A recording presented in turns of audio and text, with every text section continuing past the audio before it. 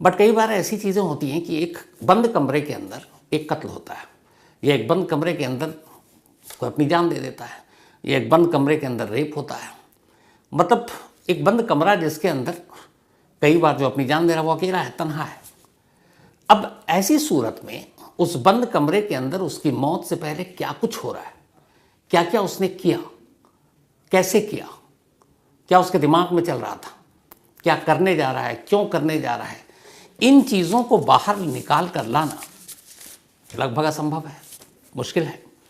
तो कई बार हम लोग क्या करते हैं, ख़ासतौर पे जो क्राइम जर्नलिस्ट हैं या खुद पुलिस वाले भी हैं, कि उन घरों की चीज़ों से कुछ अंदाज़ा लगाते हैं किसने आखिरी वक्त में क्या क्या किया होगा।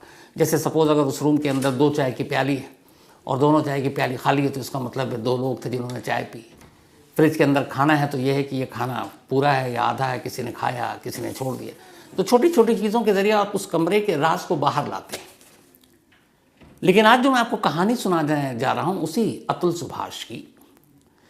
अतुल सुभाष ने न सिर्फ 1 घंटा 21 मिनट 46 सेकंड का पूरा वीडियो बनाकर पूरे देश और दुनिया को बताया कि वो क्यों ऐसा करने जा रहा है। 23 पन्नों का उसने जो नोट लिखा मरने से पहले, उसमें अपनी पूरी कहानी लिखकर दुनिया को बताकर गया कि वो क्यों और क्या करने जा रहा है। कितना पेनफुल रहा होगा किसी के लिए मौत को चुनना। जाहिर सी बात है, मौत कोई खुशी से तो चुनता नहीं।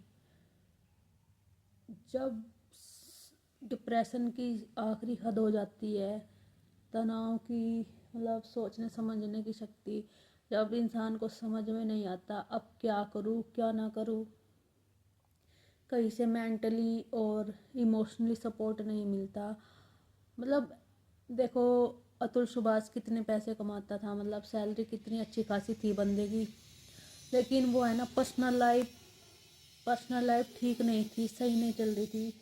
तो कितनी हावी हो जाती है पर्सनल लाइफ हम पे, अगर अब हमारे घर में मतलब रिश्ते सही ना चल रहे हो, चाहे हम बाहर 1 करोड़ कमाएं 2 करोड़ कमाएं, तो वो चीज़ें माइंड पे इफ़ेक्ट डालती है। और अतुल सुभाष के साथ गलत हुआ, मानती हूँ मैं, बहुत गलत हुआ। निकिता सिंघानिया ने जो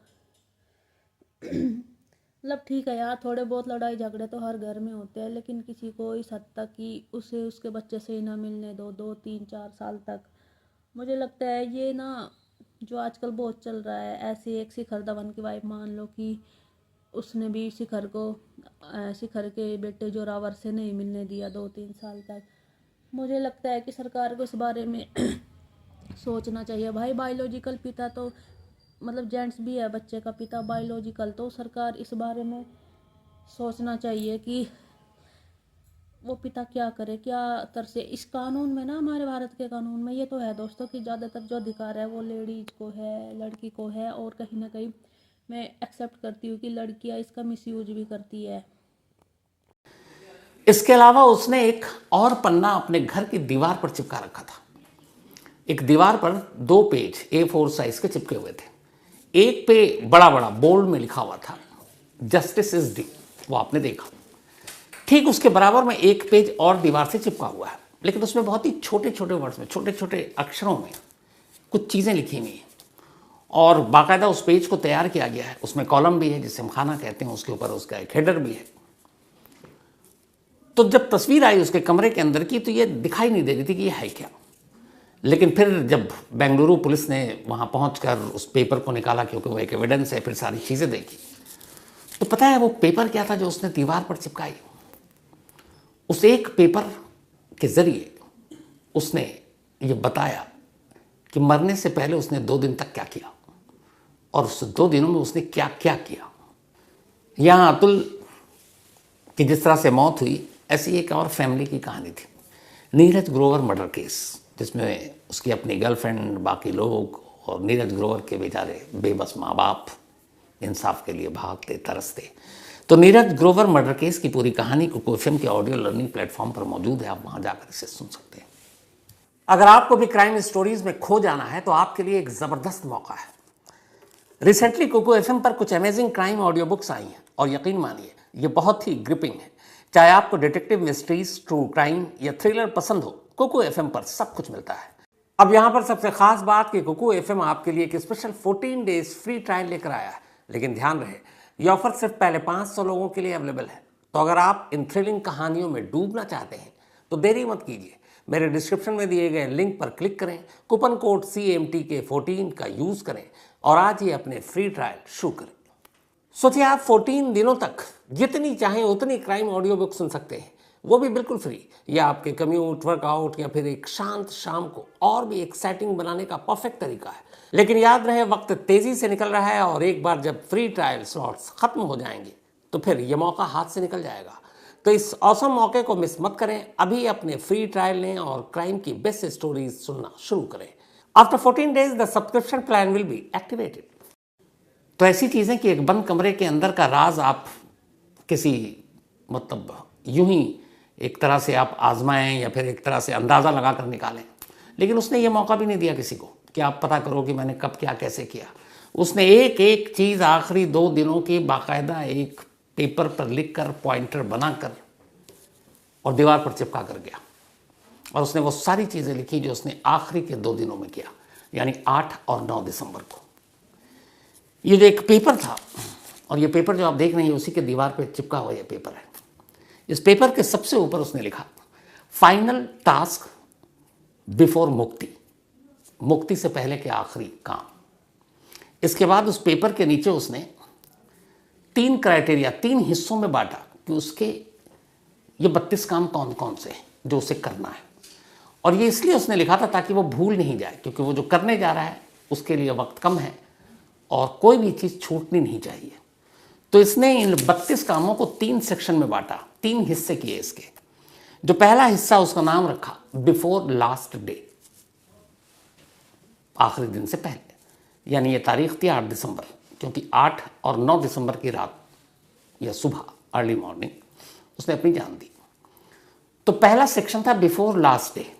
इसके बाद जो दूसरा हिस्सा था उसका नाम लिखा उसने लास्ट डे, और जो तीसरा हिस्सा था उसका नाम लिखा एग्जीक्यूट लास्ट मोमेंट। तो ये 3 हिस्से थे, बिफोर लास्ट डे और एग्जीक्यूट लास्ट मोमेंट। यानी उसे जो भी काम करना था इन्हीं 2 दिनों के अंदर ये सारी चीज़ों को करना था। और उस पर सबसे ऊपर उसने नाम लिख दिया था कि जो फाइनल टास्क बिफोर मुक्ति, मुक्ति पाने से पहले के आखिरी काम। अब सोचिए एक शख्स 1 घंटा 21 मिनट 46 सेकंड के वीडियो बनाकर अपने दर्द बयान कर रहा है, 23 पन्नों में उसको लिख रहा है, और फिर ये भी लिख रहा है अपने आप के लिए कि मुझे इस दुनिया को छोड़ने से पहले इन दिनों में कौन से 32 काम करने हैं। और एक और जगह वो लिखता है कि ये फैसला उसने कई महीने पहले कर लिया था कि उसे अपने आप को मार डालना है, लेकिन बहुत सारे ऐसे काम थे जो उसे लगा कि वक्त लगेगा, क्योंकि सरकारी काम में देरी होती है।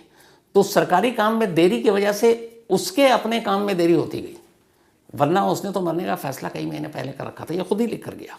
और उसने ये भी लिखा कि लेकिन अब मेरी देरी की वजह से मुझे नहीं लगता कि मेरे खिलाफ जाएगी ये चीज़ें। तो खैर ये सारी चीज़ें हो गई। अब 2 दिन 8 और 9 दिसंबर को अतुल ने क्या क्या किया, इसके लिए किसी सोर्स, किसी सूत्रों की ज़रूरत नहीं, किसी और की ज़ुबानी सुनने की ज़रूरत नहीं है, खुद अतुल छोड़ कर गया है। अब इस कहानी की शुरुआत होती है बिफोर लास्ट डे से, यानी आखिरी दिन से पहले। आखिरी दिन से पहले जो उसने लिस्ट बनाई, जो उसने टास्क बनाया बिफोर लास्ट डे यानी मौत से पहले, 8 दिसंबर का ये काम था जो 8 दिसंबर को उसने करना था। और इस टास्क की शुरुआत में जो पहला लाइन उसने लिखा टास्क, उसमें लिखा था इनिशिएट लास्ट डे, आखिरी दिन की शुरुआत। अब उसने लिखा, अब उसने जो पेपर में ये 32 टास्क लिखे थे उनके सारे आगे एक कॉलम बनाया था, और उस कॉलम में जो जो काम होते जा रहे थे वो या तो टिक लगाता था या डन लिखता था। तो अगर आप इस पेपर में देखेंगे तो सबसे नीचे से जो शुरू होता है, असल में ये नीचे से बिफोर लास्ट डे से शुरू हो रहा है, फिर लास्ट डे आता है और फिर एग्जीक्यूट लास्ट मोमेंट आता है। तो नीचे के 8 यानी बिफोर लास्ट डे, एक दिन जो पहले उसने काम किए, वो 8 टास्क थे उसके लिए, जो 8 काम करने थे, और उन सभी के आगे उसने डन डन डन डन लिखा कि ये हो गया। अब वो 8 काम कौन थे जिसने बिफोर लास्ट डे चुना अतुल ने? वो 8 टास्क ये थे। उसका पहला टास्क एक तो इनिशिएट द लास्ट डे, शुरुआत कर दी। दूसरा उसका टास्क ये था कि इंपॉर्टेंट डॉक्यूमेंट्स को पैक करना था। अब उस इंपॉर्टेंट डॉक्यूमेंट्स में सारे लीगल डॉक्यूमेंट्स, बैंक के पेपर्स, और भी सारे जो प्रॉपर्टी या जो भी FD सारी चीज़ों के, तो उस बाकायदा लिख कर गया था कि उसे क्या क्या करना ताकि भूल ना जाए। तो उसका दूसरा इंपॉर्टेंट काम था, टास्क था उस दिन की सारे डॉक्यूमेंट्स को पैक करना है। तीसरा टास्क था कानूनी तैयारियों को पूरा करना, जो भी लीगल फॉर्मेलिटीज़ हैं, सारे पेपर हैं, कोर्ट में 9 मुकदमे थे उनसे रिलेटेड, तो सारी कानूनी जो पेपर्स हैं उनको जब इकट्ठा करना, एक जगह रखना। चौथा काम था कि अपने ऑफिस के सारे टास्क को पूरा करना। कमाल ये देखिए कि ये बंदा अगले 2 दिन के अंदर अंदर ये कदम उठाने जा रहा है, ऑफिस का काम नहीं छोड़ा, ये अपने ऑफिस के भी टास्क को पूरा कर रहा है। और उसने बाकायदा मेंशन किया कि मुझे ऑफिस के भी काम को पूरा करना है। तो एक काम था उसका ऑफिस के जो टास्क है, ऑफिस का जो काम है, सभी काम पूरा करना है। पांचवा इसका टास्क था कि जितने भी कम्युनिकेशन उनको इकट्ठा करना, खत, बाकी सारी मेल्स जो भी थे, तो कम्युनिकेशन को इकट्ठा करना, एक जगह करना।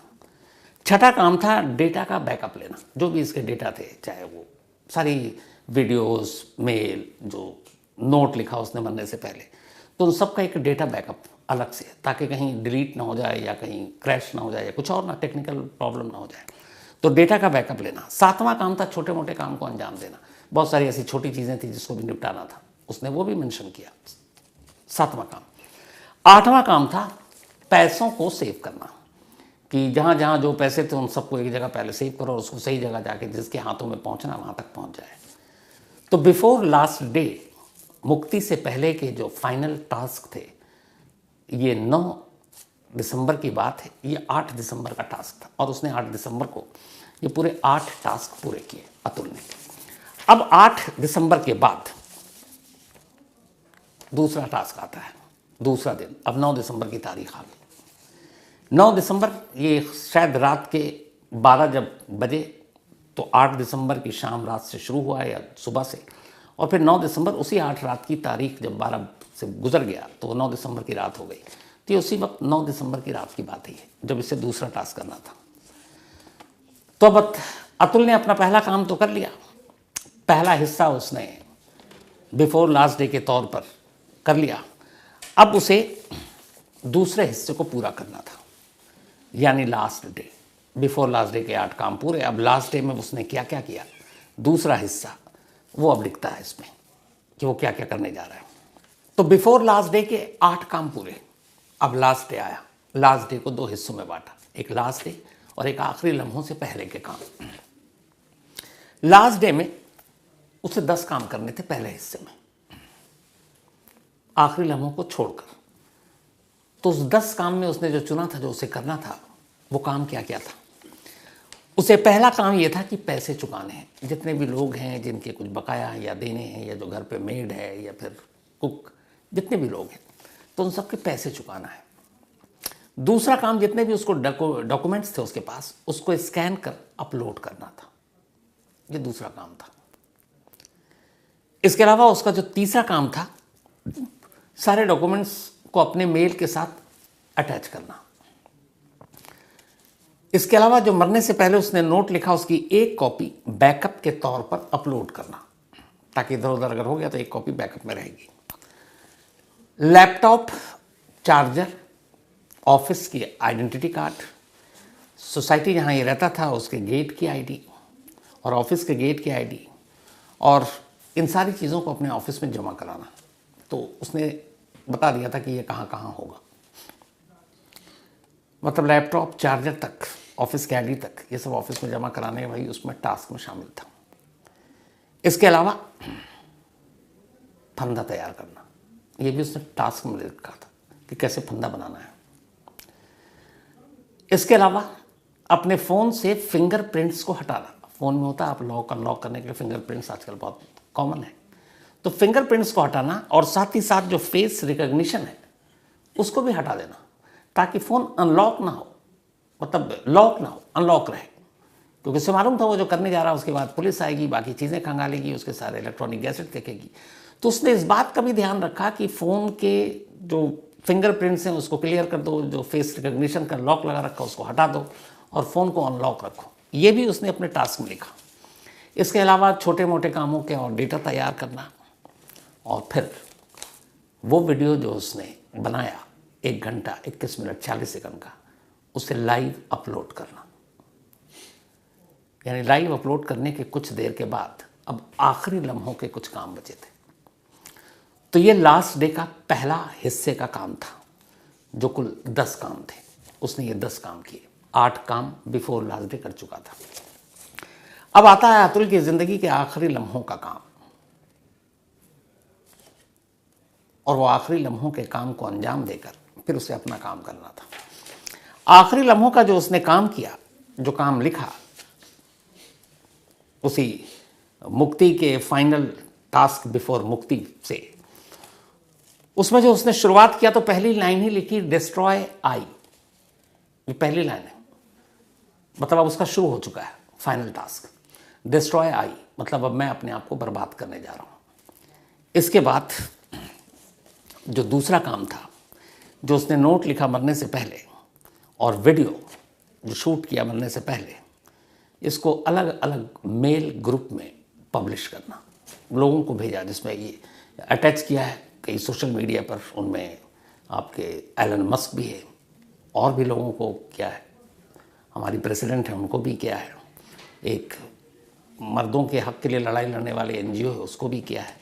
तो ये टास्क था कि पहले इनको भेजना है ये सारे वीडियो और नोट्स। तो उसको अलग अलग ग्रुप में पब्लिश किया, अपलोड किया। इसके बाद वो अपने फैमिली को मैसेज भेजता है। उसने लिखा फैमिली को मैसेज देना। फैमिली के बाद लॉयर्स को मैसेज देना, जो उसके वकील उसके मुकदमों की लड़ाई कर रहे थे, वो मैसेज देना। इसके बाद अपने ऑफिस को मेल करना, आखिरी मेल। फिर सारे अटैचमेंट को चेक करना। ये छोटे छोटे पॉइंट सब लिखे हुए हैं, सारे अटैचमेंट को चेक करना जो वो भेज रहा है। और इसके अलावा जो मैंने कहा कि वीडियो को लाइव अपलोड करना, तो और उसी के साथ नोट को भी अटैच कर देना। कोर्ट की कॉपी को भी मेल करना, जो उसके अलग अलग कोर्ट के केसेस चल रहे थे उनको करना। और फिर हाई कोर्ट, जो इलाहाबाद हाई कोर्ट है उसको, और सुप्रीम कोर्ट को ये सारी चीज़ें भेजना। उसने वो भी भेजा। इसके अलावा भेजे गए मेल का बैकअप भी लेना, ये भी वो लिख रहा है। सुप्रीम कोर्ट हाई कोर्ट वो भेज चुका है, और फिर मेल का अटैचमेंट चेक करना कि ये सारी चीज़ें सारे लोगों को सही समय तक पहुंची हैं कि नहीं पहुंची। तो ये उसका लास्ट आखिरी लम्हों का काम था। लेकिन ये भी काम पूरा नहीं हुआ था, अभी कुछ काम और बाकी थे। अब उसने ये सारे काम कर लिए।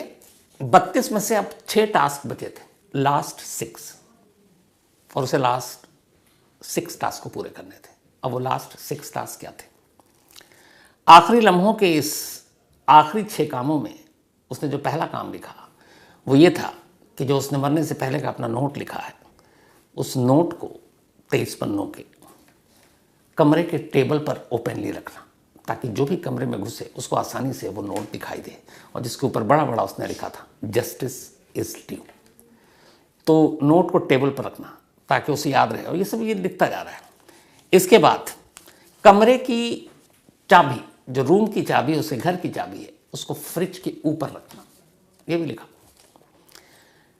बाइक की चाबी और कार की चाबी भी फ्रिज के ऊपर रखना।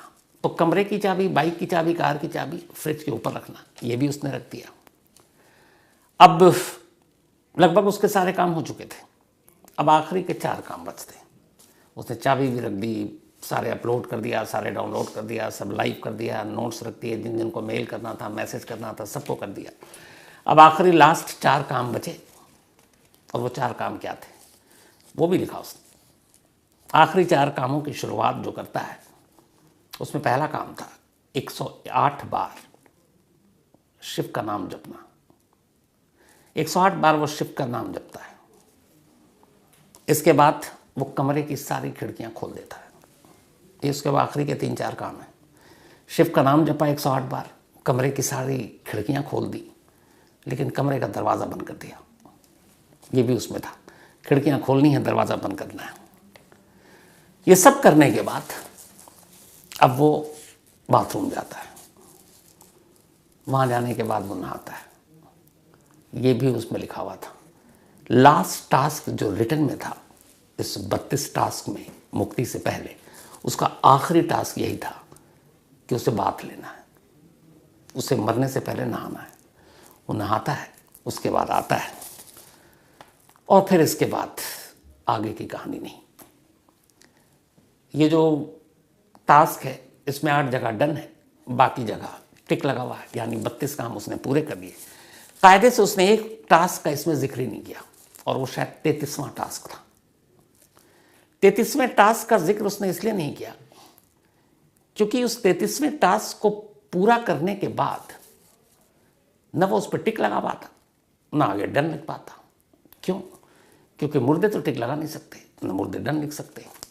और अगर वो जीते जी टिक लगा देता और डन लिख देता तो फिर वो जीते जी होता। वो टास्क पूरा होने के बाद जो इसके पूरे खाने हैं जो इसमें लिखे हुए हैं 32 के आगे, उसमें तभी उसने टिक लगाया और डन लिखा जब जब उसके सारे काम हो गए। एक अधूरे काम का वो पूरा करने से पहले ही न टिक लगा सकता था, ना ही वो उस पर डन लिख सकता था। इसीलिए 33वें काम का उसने मेंशन ही नहीं किया। आखिरी नहाने के बाद उसने बाकी चीज़ें लिखनी छोड़ दी। नहाने के बाद फिर वो कमरे में पहुंचता है और इसके बाद अपनी जान दे देता है। जैसे कि मुर्दा आदमी लिख नहीं सकता था तो वो जीते जी न टिक लगा सकता था, न डन कर सकता था, और जो उसने किया उसके बाद तो मुमकिन ही नहीं था कि वो उस टास्क को भी पूरा दिखाता। तो एक टास्क उसने अधूरा छोड़ा था लेकिन पूरा करके गया, और इतना सब कुछ करके गया कि उसके बाद उसे पता था दरवाज़ा बंद है लेकिन चाबी कहाँ होगी। उसने की कार जो थी उसकी चाबी कहाँ होगी, दरवाज़ा कैसे खुलेगा, सब। और पुलिस के लिए जब आई तो पुलिस के लिए सबसे ईजी केस था, इसलिए कि कमरे में घुसते ही पुलिस को वो तख्ती दिखी, वो पेपर दिखा, वो चिपका हुआ दिखा, वो नोट दिखा, वो वीडियो दिखा। पूरा देश उससे पहले ही लाइव अपलोड हो चुका था, और उसने सारी कहानी बताई और सारी चीज़ें भी बता दी। उसने ये तक कर दिया कि आखिरी लम्हों में मैंने क्या किया है ये भी दीवार पर लिख के जा रहा हूँ। तो उसने अपने नोट में 12 ख्वाहिशें बताई थी कि उसकी 12 ख्वाहिश क्या होगी, वो भी लिखा, बोला भी वीडियो में। और आखिरी 2 दिन में वो क्या कर रहा था, वो आखिरी 32 काम भी लिख गया। तो इससे ईजी केस पुलिस के लिए क्या हो सकता है। उधर अतुल की फैमिली बेंगलुरु पहुंची। बेंगलुरु में ही बॉडी सौंपी गई, वहीं बेंगलुरु में अंतिम संस्कार हुआ। अंतिम संस्कार के बाद अतुल का भाई कलश में अतुल की अस्थियां लेकर फ्लाइट से पटना पहुंचे। माँ भी साथ गई थी, और माँ ने जब से ये खबर सुनी है वो होश में कम और बेहोश ज़्यादा हो रही हैं, रो रो कर निढाल है। तो जब पटना पहुंचा अतुल का भाई, हाथ में अपने अतुल को लिए हुए उस कलश में अस्थियों की शक्ल में और उस कलश में बंद, तो एक रिपोर्टर ने पूछा कि इन अस्थियों का क्या करेंगे, क्या आप अपने भाई की आखिरी ख्वाहिश पूरी करेंगे? और अतुल की आखिरी ख्वाहिश क्या है 12 ख्वाहिशों में से? वो ये है कि तब तक उनकी इस अस्थियों को विसर्जित ना की जाए, ना बहाई जाए, जब तक कि उसे इंसाफ नहीं मिल जाता। और अगर इंसाफ नहीं मिलता तो फिर किसी अदालत के बाहर के गटर में इसे बहा दिया जाए। तो रिपोर्टर ने सवाल पूछा कि आप इस अस्थियों का क्या करेंगे? भाई ने जवाब दिया, इन अस्थियों को हम सहेज कर रखेंगे क्योंकि भाई की ख्वाहिश है, और इंतज़ार करेंगे, इंसाफ का इंतज़ार करेंगे, अदालत का और उस फैसले का, और तब फैसला करेंगे कि अतुल की इन अस्थियों का क्या करना है। फिर सवाल हुआ कि अगर अदालत फैसला हक में ना दे पाए तो? इसका जवाब देने की मतलब एक तो अजीब सा ये सवाल था, और इसकी हिम्मत भी शायद नहीं कर पाए। लेकिन ये सवाल है सोचने वाली कि सहेज कर तो अब रखेंगे। अब अतुल एक कलश में अस्थियों की शक्ल में अपने घर पहुंच चुका है, समस्तीपुर बिहार। अब कितने दिनों तक उस कलश में कैद होकर वो अपने घर पर रहेगा? जब तक रहेगा माँ बाप पूरा परिवार उसी गम में रहेगा। लेकिन अगर इंसाफ मिला तो ठीक, न मिला तो क्या? इसलिए ये सवाल है कि एक तरफ बेटे की आखिरी ख्वाहिश है और दूसरी तरफ माँ बाप और भाई है। कोई भी परिवार जो ख्वाहिश अतुल ने जताई है, क्या इंसाफ न मिलने की सूरत में वो कर पाने की हिम्मत रखेगा? क्या कोई अपने हाथों से अपने बेटे की अस्थियों को किसी गटर में बहाने की हिम्मत करेगा? अजीब सवाल है, लेकिन है। तो दुआ तो यही है कि कम से कम उसकी ये ख्वाहिश ज़रूर पूरी हो, उसे इंसाफ मिले, ताकि एक हम जो इंसान जिस दुनिया में रहते हैं, जैसे जन्म लेते हैं, जैसे मरते हैं, मरने के बाद की कुछ रस्में होती हैं और वो इसलिए होती हैं ताकि आत्मा या रूह को सुकून मिले, वो हर एक का हक है, अतुल का भी हक है। तो कम से कम उसकी आत्मा को तो सुकून मिले।